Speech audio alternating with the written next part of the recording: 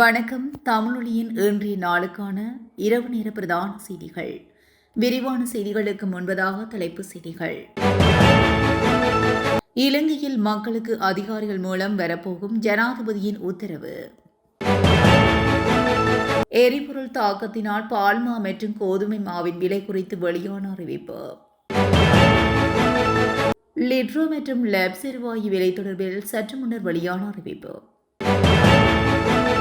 திடீர் மின்வெட்டு, ஆட்பதிவு திணைக்களத்தில் அடையாள அட்டைகளை வழங்குவதில் சிக்கல். பொதுமக்களுக்கு அமைச்சரின் அவசர அறிவுறுத்தல்.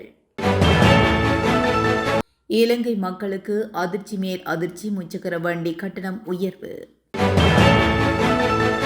இலங்கைக்கு உதவி வழங்க தயார், ஈரான் தூதுவர் உறுதி. எதிர்காலத்தில் குறைவடைய போகும் தனியார் பேருந்து சேவை. ட்ரம்பின் அதிரடி அறிவிப்பு, அடுத்த நொடியே எரிபொருள் விலையில் பதிவாகிய திடீர் மாற்றம் தொடர்பான விரிவான செய்திகள். நாட்டின் தினசரி எரிசக்தி நுகர்வு உச்சத்தில் இருக்கும். மாலை 6 மணி முதல் இரவு 10 மணி வரையிலான உச்ச நேரங்களில் எரிசக்தி பயன்பாட்டை முறையாக நிர்வகிப்பது குறித்து பொதுமக்களுக்கு அறிவுறுத்துவதன் மூலம் நாட்டின் எரிசக்தி பாதுகாப்பை உறுதி செய்ய அனைத்து சாத்தியமான நடவடிக்கைகளையும் எடுக்குமாறு ஜனாதிபதி அனுரகுமார் திசாநாயக்க மாவட்ட நிர்வாக அதிகாரிகளுக்கு உத்தரவிட்டுள்ளார். மத்திய கிழக்கு நிலவும் போர்ச்சூழல் காரணமாக உலகின் அனைத்து நாடுகளுக்கும் தொடர்ச்சியான எரிசக்தி விநியோகத்தை உறுதி செய்வதும், எரிசக்தியை முறையாக நிர்வகித்து அதை சரியாக பயன்படுத்துவதன் மூலம் நாடு எதிர்கொள்ளும் சவாலை சமாளிக்க அதிகபட்ச பொறுப்பை வழங்குவதும் நிறுவனங்கள் மற்றும் தனிநபர்கள் என அனைவரின் பொறுப்பாகும் என்று ஜனாதிபதி வலியுறுத்தியுள்ளார். எரிசக்தி பாதுகாப்பு திட்டம் பராமரிக்கப்படுவதையும் எரிசக்தி பாதுகாப்பை உறுதி செய்ய மேலும் நடவடிக்கைகள் எடுக்கப்படுவதையும் உறுதி செய்வது நிறுவனங்கள் மற்றும் தனிநபர்கள் என அனைவரின் பொறுப்பாகும் என ஜனாதிபதி சுட்டிக்காட்டியுள்ளார். எரிசக்தி பாதுகாப்பை உறுதி செய்வதற்காக எடுக்கப்பட வேண்டிய மேலதிக நடவடிக்கைகள் குறித்து விவாதிப்பதற்காக ஜனாதிபதி செயலகத்தில் இன்று நடைபெற்ற கலந்துரையாடலில் பங்கேற்ற போதே ஜனாதிபதி அனுரகுமார் திசாநாயக்க இந்த விடயத்தை குறிப்பிட்டுள்ளார். மாகாண அரசாங்க மட்டத்தில் ஆற்றல் நுகர்வை முறையாக நிர்வகிப்பதற்கு எடுக்கக்கூடிய நடவடிக்கைகள் குறித்தும் தங்களுடன் கலந்துரையாடுமாறு ஜனாதிபதி மாகாண அரசாங்கத்துக்கு அறிவுறுத்தினார்.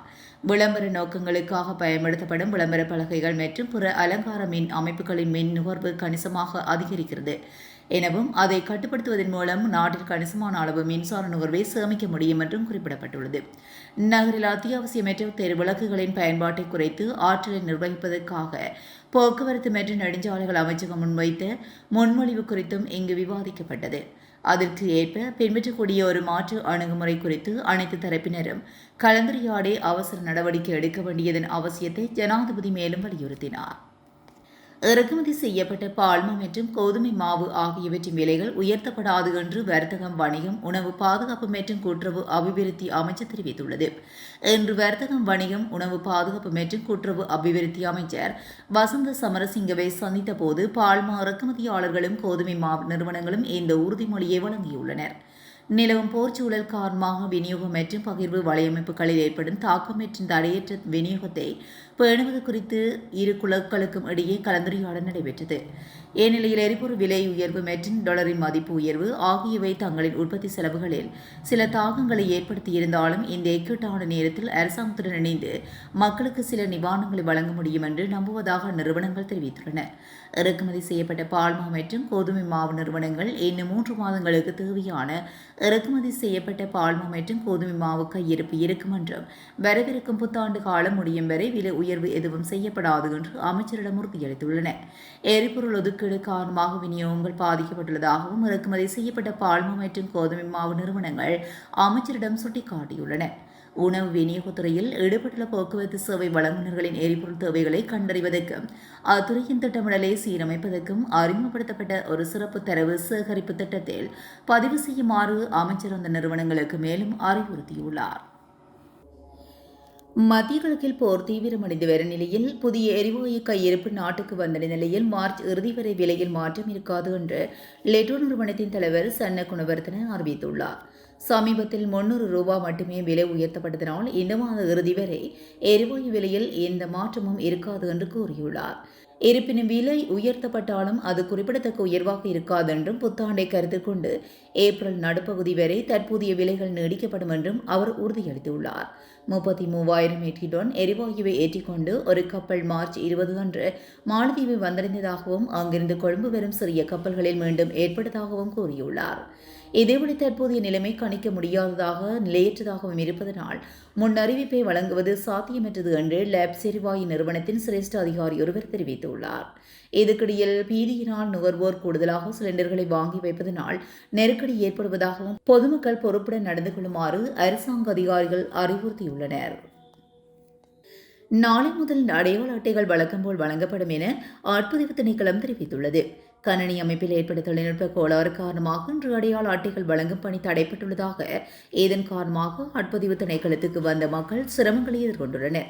இலங்கை ஆட்பதிவு திணைக்களத்தின் கொழும்பு தலைமை அலுவலகத்தில் தேசிய அடையாள அட்டைகளை வழங்குவதில் தாமதம் ஏற்பட்டுள்ளதாக தகவல்கள் தெரிவிக்கின்றன. பத்திரமுல்லை கெகுருபாய கட்டத்தில் அமைந்துள்ள திணைக்களத்தில் ஏற்பட்ட திடீர் மின்வெட்டு இதற்கு காரணம் என தெரிவிக்கப்பட்டுள்ளது.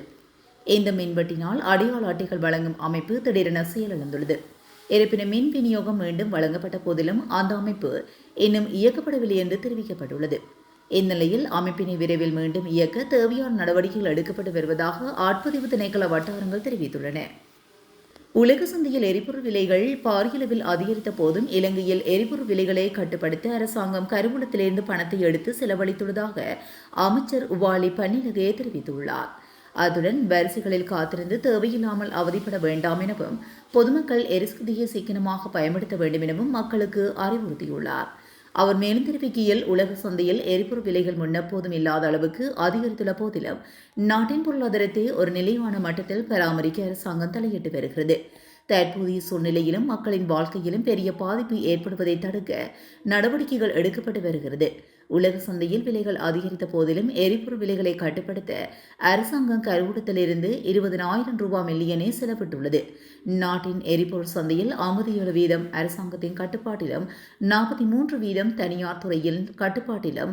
தனியார் துறையில் விலை உயர்வை தடுக்க முடியாது என்றாலும் மக்களுக்கு மலிவு விலையில் எரிபொருளை வழங்க அரசாங்கம் தலையிட்டு வருகிறமை குறிப்பிடத்தக்கது. இந்நிலையில் அத்துடன் கச்சா எண்ணெய்க்கு பற்றாக்குறை ஏற்பட்டால் சுத்திகரிக்கப்பட்ட எரிபொருளை பெற வேண்டியிருக்கும்.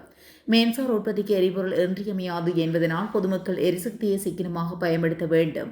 இந்த நாட்டின் பொருளாதார மேலாண்மை பிரச்சினை அல்ல, மாறாக ஒரு உலகளாவிய நெருக்கடி என்பதை புரிந்து கொள்வது அவசியம் என்றும், வரிசையில் காத்திருந்து தேவையில்லாமல் அவதிப்பட வேண்டாம். நாங்கள் தொடர்ந்தும் எரிபொருட்களை எரிசக்தியையும் வழங்குவோம். அத்தியாவசிய உணவு மற்றும் பானங்கள் உள்ளிட்ட பிற சேவைகளும் மிகச் சிறப்பாக பராமரிக்கப்படும் என்று அவர் குறிப்பிட்டுள்ளார். இன்று முதல் முச்சக்கர வண்டி கட்டணம் முதல் கிலோமீட்டருக்கான கட்டணம் 10 ரூபாவினால் அதிகரிக்கப்பட்டு புதிய கட்டணமாக 100 ரூபாவாக நிர்ணயிக்கப்பட்டுள்ளது. அதன் அடிப்படையில் 1 கிலோமீட்டருக்கு 110 ரூபாய் மற்றும் 2வது கிலோமீட்டருக்கு ஒவ்வொரு கூடுதல் கிலோமீட்டருக்கும் 90 ரூபாய் அதிகரிக்கும் என தெரிவிக்கப்பட்டுள்ளது. 2வது கிலோமீட்டருக்கான கட்டணம் 10 ரூபாவினால் அதிகரிக்கப்பட்டு புதிய கட்டணமாக 90 ரூபாவாக வசூலிக்கப்பட உள்ளதாக தெரிவிக்கப்பட்டுள்ளது. எரிபொருள் விலை அதிகரிப்பினால் முச்சக்கர வண்டி கட்டணம் அதிகரிக்கப்பட்டுள்ளமை குறிப்பிடத்தக்கது. மத்திய கிழக்கில் போர் பதற்றங்கள் நிலவி வரும் சூழலில் இலங்கைக்கு தேவையான எரிபொருள் மற்றும் அத்தியாவசிய பொருட்கள் வழங்க ஈரான் தயாராக இருப்பதாக ஈரான் தூதுவர் அலிரிசா டெல்கோஸ் தெரிவித்துள்ளார். கொழும்பில் இன்று நடைபெற்ற விசேட ஊடகவியலாளர் சந்திப்பின் போது அவர் இவ்வாறு தெரிவித்துள்ளார். மேலும் கூறுகையில், இலங்கை அரசாங்கம் கோரிக்கை விடுக்கும் பட்சத்தில் மசகு எண்ணெய் அல்லது ஏனைய அத்தியாவசிய பொருட்களை வழங்குவதற்கு ஈரான் எந்நேரமும் தயாராக உள்ளது. இலங்கை மக்கள் எவ்வித இன்னல்களையும் எதிர்கொள்வதை ஈரான் விரும்புவதில்லை என அவர் குறிப்பிட்டார். மத்திய கிழக்கு வான்பரப்புகள் மற்றும் கடல் வழிகள் தொடர்பில் எழுந்துள்ள அச்சங்களுக்கு பதிலளித்த தூதுவர், ஈரான் தனது நட்பு நாடுகளுக்காக ஹார்முஸ் நீரிணையை மூடவில்லை என்பதை திட்டவட்டமாக தெரிவித்தார். இதன் மூலமாக இலங்கையுடனான வர்த்தக உறவுகள் தடையின்றி தொடரும் என்பது உறுதிப்படுத்தப்பட்டுள்ளது. இதன்போது அமெரிக்காவின் தாக்குதலுக்குள்ளான ஈரானிய போர்க்கப்பல் மாலுமிகளை மீட்பதில் இலங்கை வழங்கிய ஒத்துழைப்பை தூதுவர் நன்றியுடன் நினைவு கூர்ந்தார். இதேவேளை ஈரானில் வசிக்கும் இலங்கையர்கள் தற்போதைய சூழலில் நாடு திரும்பவில்லை. இதேவேளை ஈரானில் வசிக்கும் இலங்கையர்கள் தற்போதைய சூழலில் நாடு திரும்ப விரும்பினால் அவர்களுக்கு தேவையான அனைத்து வசதிகளையும் செய்து கொடுக்க ஈரானிய அரசாங்கம் தயாராக உள்ளதாக அவர் மேலும் குறிப்பிட்டார்.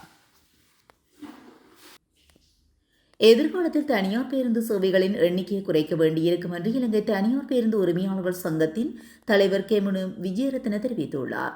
இன்று காலை ஊடகங்களுக்கு அளித்த பேட்டியில் விடுமுறை நாட்களில் பேருந்து சேவை 50% குறைக்கப்படும் என்று தெரிவித்தார். இதுக்கிடையில் உயர்மட்ட வீதி உட்பட பல முக்கிய வழித்தடங்களில் இன்று பேருந்து சேவை இடைநிறுத்தப்பட வேண்டியிருந்தது என்றும் அவர் கூறினார். பேருந்து சேவையை இடைநிறுத்த முடிவு ஒரு வேலை நிறுத்தம் அல்ல என்று தலைவர் நியமன விஜயரத்ன மேலும் தெரிவித்தார்.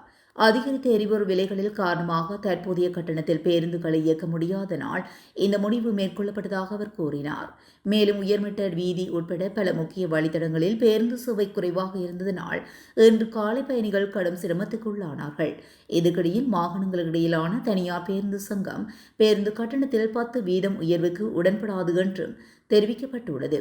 சங்கத்தின் தலைவர் சர் விஜயகுமார 15% கட்டண உயர்வை எதிர்பார்ப்பதாகவும் தெரிவித்தார். ஈரான் எரிசக்தி உள்கட்டமைப்புகள் மீதான தாக்குதலை இடைநிறுத்துவதாக அமெரிக்க ஜனாதிபதி டொனால்ட் ட்ரம்ப் அறிவித்ததைத் தொடர்ந்து சர்வதேச சந்தையில் மசகு எண்ணெய் விலைகள் பெரும் வீழ்ச்சியை கொண்டுள்ளது. அதன்படி அமெரிக்க ஜனாதிபதியின் திடீர் அறிவிப்பு வழியான சில நிமிடங்களில் மசகு எண்ணெய் விலையில் குறிப்பிடத்தக்க சரிவு பதிவாகியுள்ளது. இதன்படி பிராண்ட் ரக மசகு எண்ணெய் ஒரு பீப்பாயின் விலை 7.16% சரிவடைந்து $104.43 அமெரிக்க டாலர்களாக பதிவாகியுள்ளது. WTI ரக மசகு எண்ணெய் விலை 7.59% என்ற பாரிய வீழ்ச்சியை சந்தித்து ஒரு பீப்பாய் $90.77 அமெரிக்க டாலர்களாக குறைந்துள்ளது. ஈரானுடனான மோதல் போக்கு தணிந்துள்ளதனால் உலகளாவிய எரிசக்தி விநியோகத்தில் நிலவிய பதற்றம் குறைந்துள்ளது. இதுவே எண்ணெய் விலையில் ஏற்பட்டுள்ள இந்த திடீர் மாற்றத்துக்கு முக்கிய காரணமாக பார்க்கப்படுகிறது. அமெரிக்காவின் இந்த ராஜேந்திர நகர்வு உலக பொருளாதாரத்தில் பெரும் தாக்கத்தை ஏற்படுத்தும் என எதிர்பார்க்கப்படுகிறது. இத்துடன் இரவு நேர பிரதான செய்திகள் நிறைவடைகின்றன. தொடர்ந்தும் செய்திகளோடு இணைந்திருக்க தமிழொலி ஊடகத்துடன் இணைந்திருங்கள். நன்றி, வணக்கம். தமிழொலி ஒரே பார்வையில் இன்றைய செய்திகளை உடனுக்குடன் தெரிந்து கொள்ள தமிழொலி யூடியூப் தளத்தை சப்ஸ்கிரைப் செய்து இந்த வீடியோ பிடிச்சிருந்தா லைக் பண்ணுங்க, கமெண்ட் பண்ணுங்க, ஷேர் பண்ணுங்க. மறக்காம கீழே இருக்கிற பெல் ஐகானை கிளிக் பண்ணுங்க.